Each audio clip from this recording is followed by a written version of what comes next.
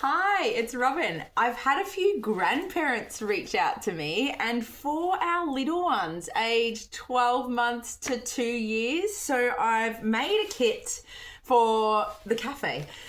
Anytime we go out and about, anytime we have limited space to what our infants and toddlers can play with. So I wanted to run you through the kit that you'll get when you get the play kit. And it's got our grandparents in mind because I know that lots of grandparents are helping our families now, which I'm very grateful for my in-laws and the support that we get from them. I wanted to give some ideas on our younger ones because I know lots of my ideas are for preschoolers, but now we get to do the little ones. So inside this bag, you will get, the first thing that you'll be able to find in this bag is our shape sorter. Now, if any of you grew up in the Tupperware days, we all had that bright blue, yellow and red shape sorter. This is just a smaller compact version. So it has the drawer, it has your shapes inside. This is teaching children about what we call spatial relationships. So especially babies and toddlers that are on a phone or iPad a little bit too much, this is going to teach them about their 3D world. So how do we fit the star into the star because it won't fit in the square? They'll also love the cause effect of the drawer. They might even play with the drawer more than the shapes. So it's got a bit of a dual purpose there. I love this resource. So that's my first favorite.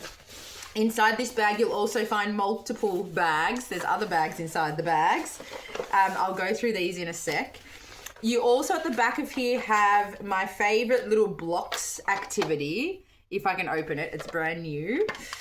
Inside the blocks activity are all these little animal blocks. And so this is great for animal sounds. So if you've seen our vagus nerve kit, animal sounds really helps to settle us when we make the bee, a snake, a monkey. It really settles our nervous system. So we've also got here, for example, a cow. When we moo like a cow, it's great for our language development. It also is great for stimulating our vagus nerve. I'll put all that back together later. We also have more of a simpler shape sorter. So if you found that this shape sorter was a little bit too complex because it's more 3D, we've got the easier shape sorter. And what I love about these two and why I chose them, they have silicone different textures on the front. So you can also get that sensory tactile experience as well. I've also chosen really big resources, so just in case the children put them in their mouth, but please make sure you supervise the children at all times when they have these because they may mouth. For example, in this block kit, we have a tiny little cat, meow, and the sound would be great, but we may put it in our mouth, so please supervise at all times. That would be awesome.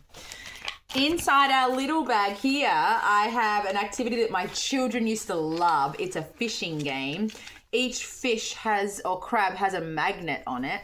And then we have our fishing rod inside, which collects the fish. So if we were to set it up on the table and we put our fish out, we've got gorgeous colors, a seahorse, a turtle, and we get our fishing rod and we pick it up. Now, this might be for our little bit older infants and toddlers, but it's all about trying to get our fine motor started. They will hold it like this to start. That's very typical for that age group. So please don't correct it. This is very expected for their age. But what I love about it is it's building up their concentration. It's building up their persistence when they can't yet put it onto it.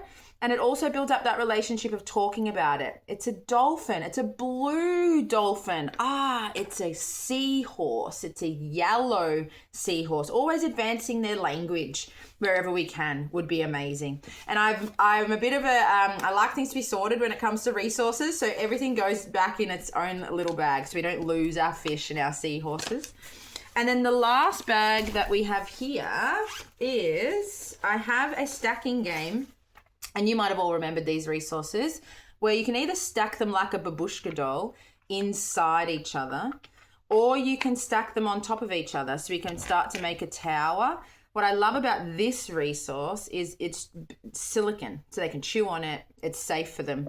The smallest one is this size. So again, bit of supervision if you can. Also, what I also love with the bit at the bottom, it can become a bath toy. So if it's bath time, pop these in the bath. That'll be great for visual experience because the water will sift through the bottom of them. And again, being silicone, you can wash them. I've even put them in nice soapy warm water, and they can really clean up really easily.